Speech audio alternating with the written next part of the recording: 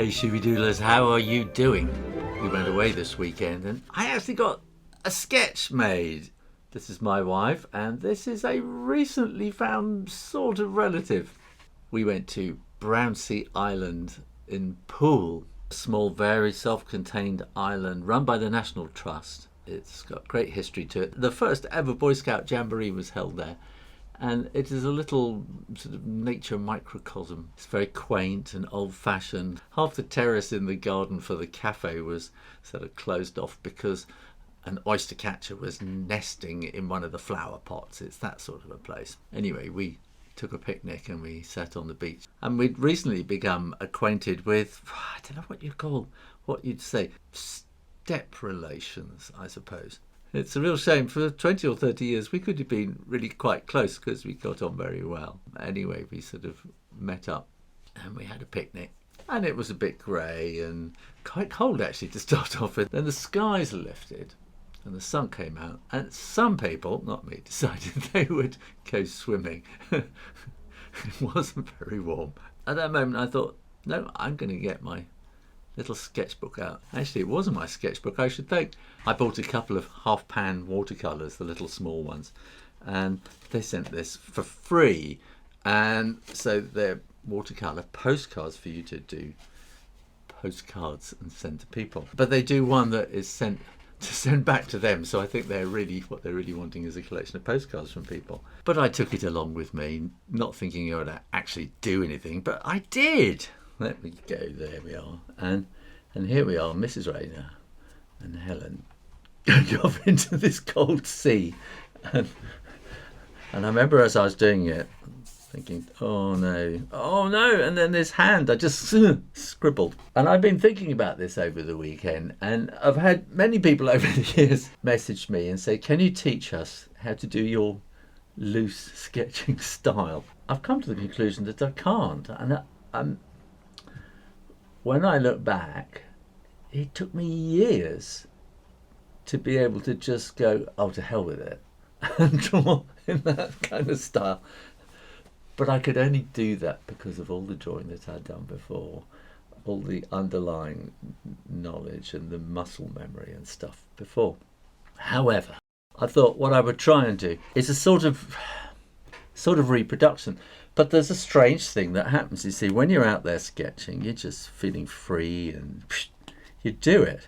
When you come and there's an audience or you're being paid to do finished artwork or something like that, you tighten up immediately and all this fresh freeness just sort of disappears. But I'll try and think, how did I do it? So I remember, first of all, sort of seeing this kind of shape in Mrs. Rayner's hair. And I was really looking at that ness.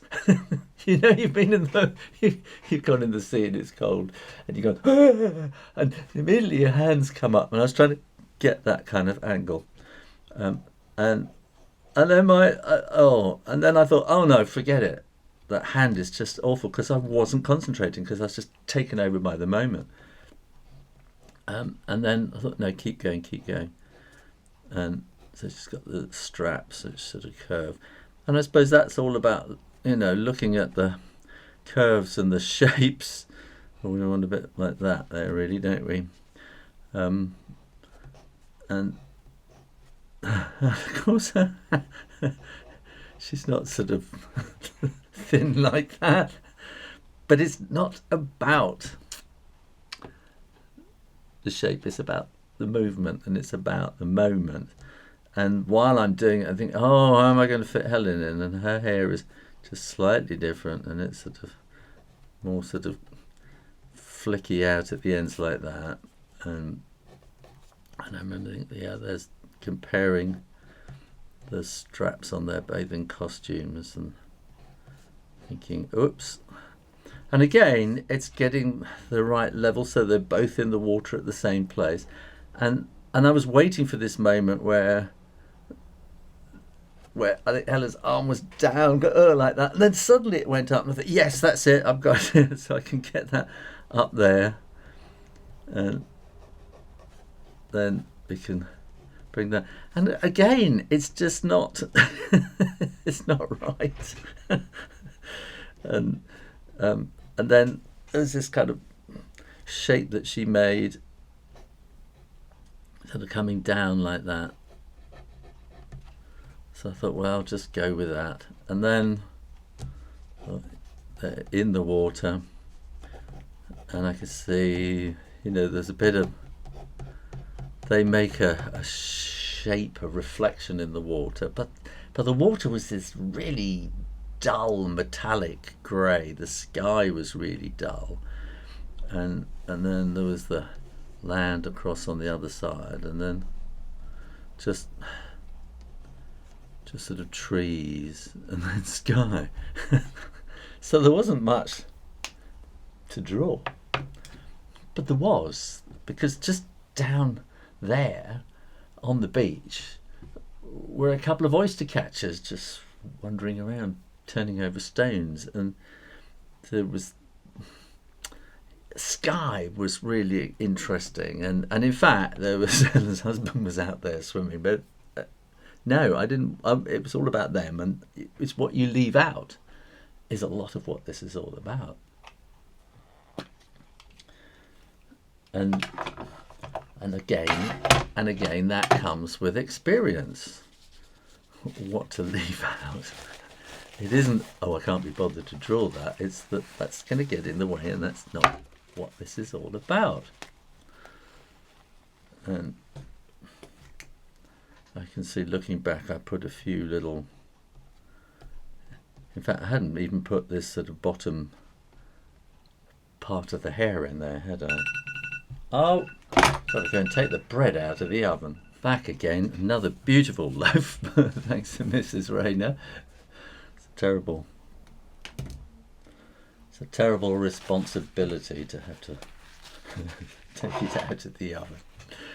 So what do we do? So I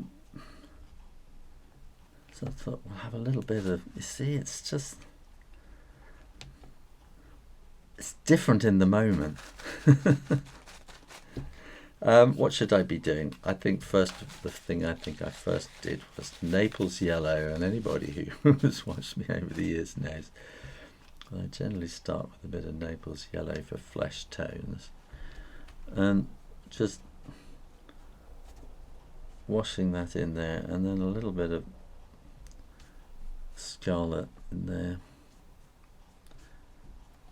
just sort of makes it something else.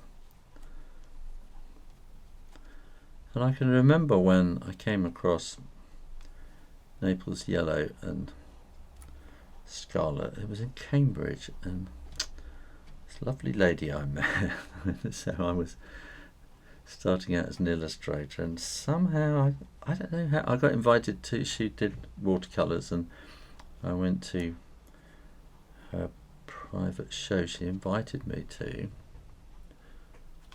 at the library, at Cambridge Library, and there was this one lovely picture of Cambridge at dawn or at sunset, and there was a lot of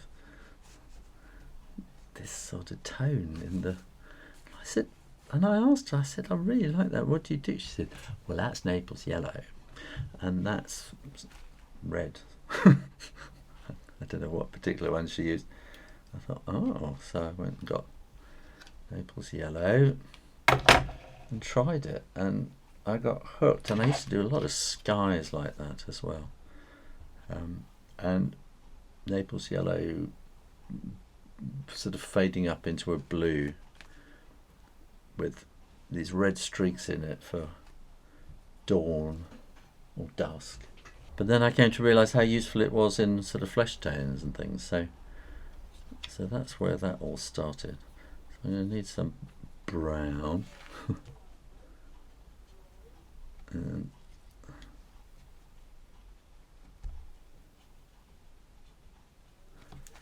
And it's working very, very quickly.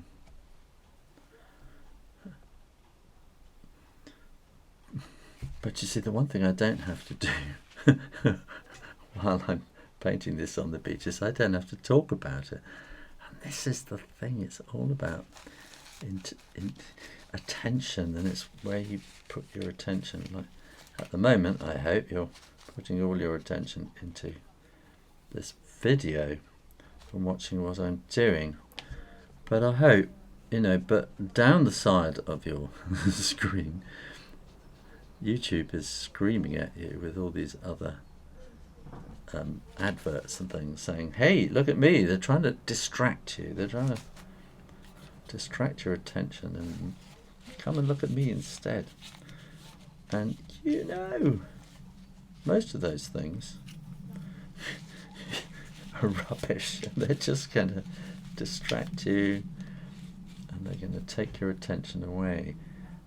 And that is the world we are living in. It's really, really difficult. Everybody wants your attention because attention is like the new oil. It's the new currency in everything. And I noticed we went on holiday earlier this year to China and Japan. We went out to China to see our son who teaches out there. And I come back with lots of photos. But I haven't come back with really deep memories, I don't think. Because that's what I'm going to do here, the deep memories. Because the deep memories are when you sit there and really look. And when you're on a coach tour and somebody's saying, come along, we've got to move on, got to get to the next place. You just click your camera and off you go. And so I don't have deep memories. There are one or two where I really force myself to just don't take photos, don't just snap. And there's a couple where I made a little video. I haven't actually looked at them, but I remember making the video and what it was I was thinking about and talking about and why I felt I should. But you see, it's strange. I don't feel that I should have shared them with you. I might do it sometime. I don't know. I haven't felt a great desire to, I got to tell the world about this experience in China or whatever it was I saw. So here we are. There was so much. The sky was just cloud. It was just white, whitey, very pale grey cloud. And so that's reflected on the sea. It's just this dull white. A few little ripples. It was pretty still. There's not much to see. The red bathing costume, then there's a little bit of reflection there, and then we might have had a few little bits of blue or something like that. And then we just basically need some green, don't we, for those hills in the distance.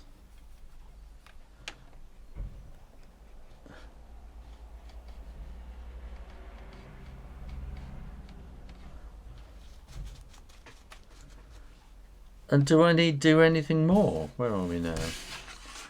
So I've tried to be fast, I've tried to be loose. I think there's more in this one because I was there.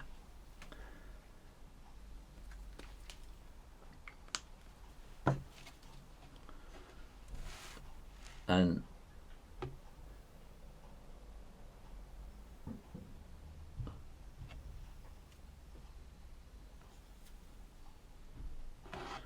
looking back on it, these little marks here, these sideways brushes, I remember those being these little ripples in the water, and I know what that means. I can remember what that means. Each brushstroke is like a memory, and we need to have some kind of a pattern on here. It's very rough. You don't have to have the exact pattern. I couldn't actually see what Helen's pattern on costume was, and when she got out, I thought, oh, it's flowers in a sort of a Delft pottery kind of blue design. And what is the value of this? What is the value of a sketch? I think perhaps it's a lot more than we've come to think of.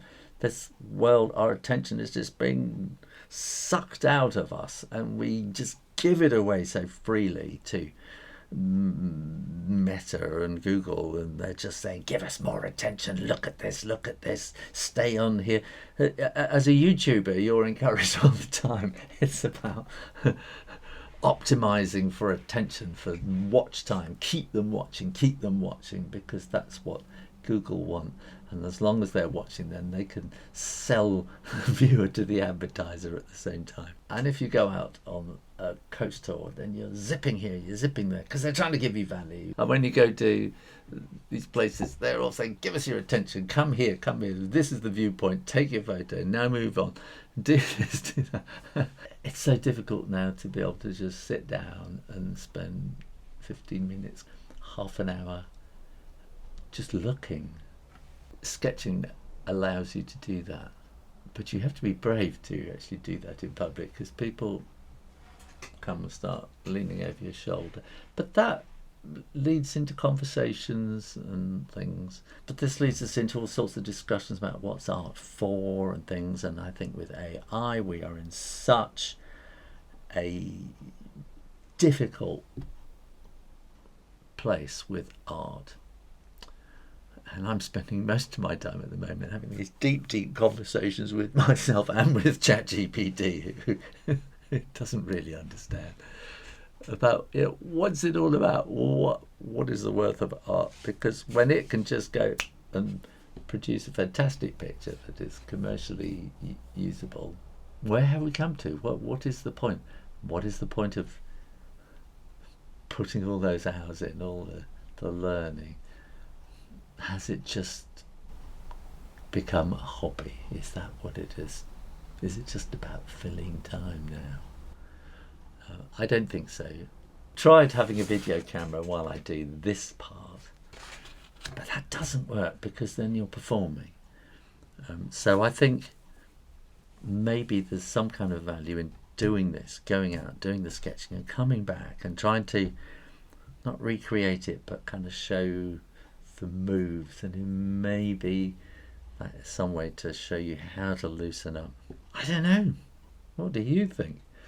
Put your comments in the box down below the video. I'd really like to know what you think about it. It's all a bit deep and existential, but I'm working my way through it, and I think a lot of creative people are maybe in a similar kind of state of mind at the moment. What is it all about? If you've got the answer, put them in the comments box down below.